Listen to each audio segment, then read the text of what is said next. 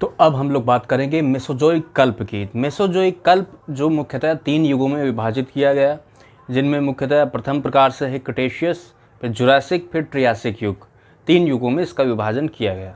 तो सबसे पहले हम लोग चलते हैं 225 मिलियन वर्ष पूर्व, जो है ट्रियासिक युग। प्रथम स्तनधारी का आगमन हुआ। ट्रियासिक युग में ही डायनासोर का छोटा रूप देखा गया, यानी कि डायनासोर का उद्भव ट्रियासिक युग से प्रारंभ हुआ।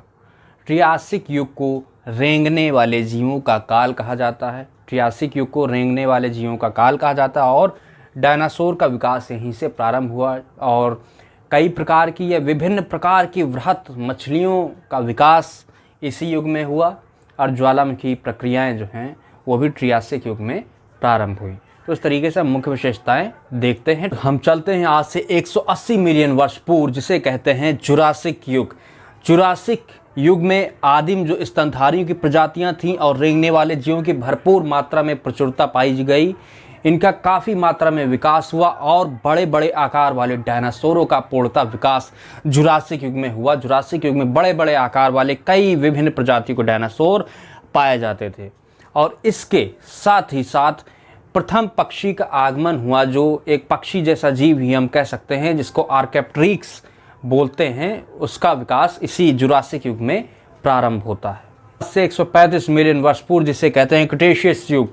इस युग में पर्वत निर्माणकारी प्रक्रियाएं हुई, ज्वालामुखी प्रक्रियाएं प्रारंभ हो चुकी थीं और इसके साथ ही साथ कोयले का निर्माण भी प्रारंभ हो चुका था और प्रारंभिक स्तनधारियों का उद्विकास भी इसी युग में हुआ माना जाता। अब हम लोग बात करेंगे सीनोजोइक कल्प की, जिसे 2 कालों में टर्शियरी और क्वाटरनरी में विभक्त किया गया है। टर्शियरी के बारे में हम चर्चा करने जा रहे हैं, जिसे मुख्यतः 5 युगों में विभाजित किया गया है, जो क्रमशः मायोसीन, प्लायोसीन, ओलिगोसीन और इसके साथ ही साथ इयोसीन और पैलियोसीन नाम से ये युग विभाजित किए गए हैं। और अब हम इन युगों के बारे में चर्चा करेंगे कि इनकी क्या क्या विशेषताएं रहीं और आज से कितने वर्ष पूर्व ये प्रारंभ हुए थे। आज से 70 मिलियन वर्ष पूर्व हम पैलियोसीन युग को देखते हैं। 70 मिलियन वर्ष पूर्व इस युग में डायनासोर का समापन पूर्णतः हो चुका। 60 मिलियन वर्ष पूर्व इयोसीन युग प्रारंभ हुआ था। इस युग में आधुनिक स्तनधारियों की काफ़ी मात्रा में प्रचुरता रही। 40 मिलियन वर्ष पूर्व ओलिगोसीन युग का आरंभ हुआ था और इस युग में पर्वत निर्माणकारी प्रक्रियाएं तीव्र गति से हो रही।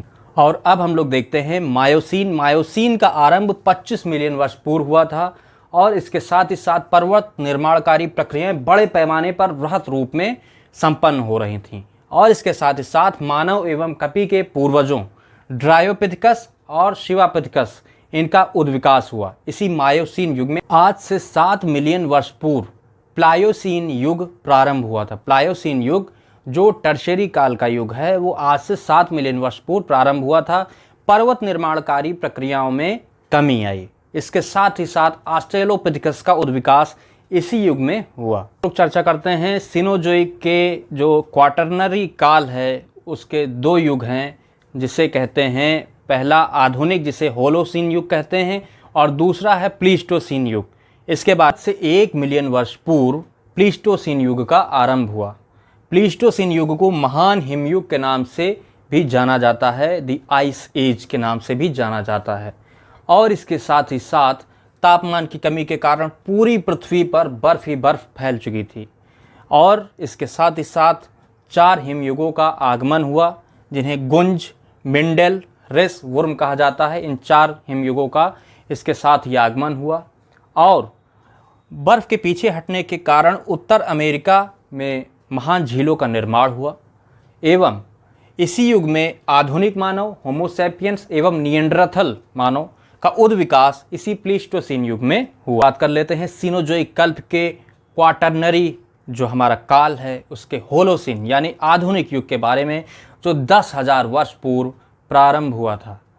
तो तापमान में वृद्धि हुई, जिस कारण से बर्फ़ पिघलने लगी थी। बर्फ़ के पिघलने के कारण क्या हुआ कि समुद्र का स्तर ऊपर उठने लगा था, जो अपने वर्तमान स्वरूप में आ गया और इसके साथ ही साथ जंगलों का, वनों का विस्तार बढ़ता चला गया। मानव सभ्यता जो थी अपने आज के वर्तमान स्वरूप में आ गई, धीरे धीरे विकसित होते हुए, और काफ़ी प्रकार की आधुनिकता जो आज आपके समक्ष प्रस्तुत है वो सब हम आधुनिक युग में, होलोसीन युग में देखने को मिलती है।